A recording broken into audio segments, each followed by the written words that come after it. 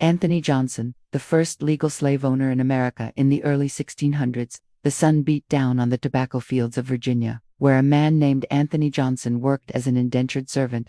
He had been captured from Angola and brought to the Jamestown colony in chains, his name and freedom stripped away. Yet, through grit and determination, Johnson would rise to become something no one expected: a landowner, a respected member of the colony, and, in a dark twist of history, the first legal slave owner in America.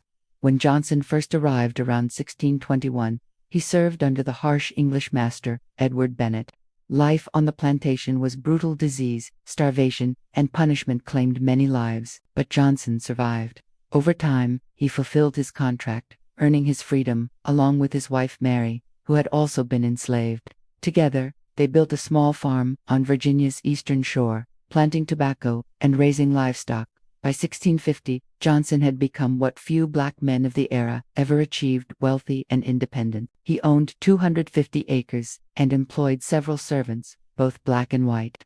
Among them was a man named John Kasser, another African servant bound to Johnson. Kasser believed his term of indenture had ended and sought freedom, leaving to work for a neighboring white farmer, Robert Parker. What happened next would alter the course of American history. Johnson, furious at losing his laborer, took the case to court in 1655. The dispute was unusual, not between a master and a runaway slave, but between two free black men arguing over another man's freedom.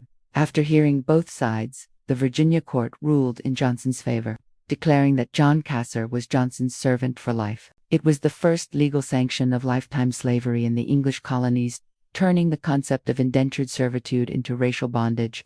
Anthony Johnson, a man who had once been enslaved, had legally made another man a slave. As decades passed, colonial laws hardened, stripping away rights from Africans and codifying slavery as permanent and hereditary. Johnson's descendants would not share his fleeting success. His land was seized after his death, and his family faded into history. Yet his story remains a haunting paradox: a man who escaped oppression, only to become part of the system that would define it. Anthony Johnson's life stands as a chilling reminder that freedom, once gained, can be twisted by the power of the world around it.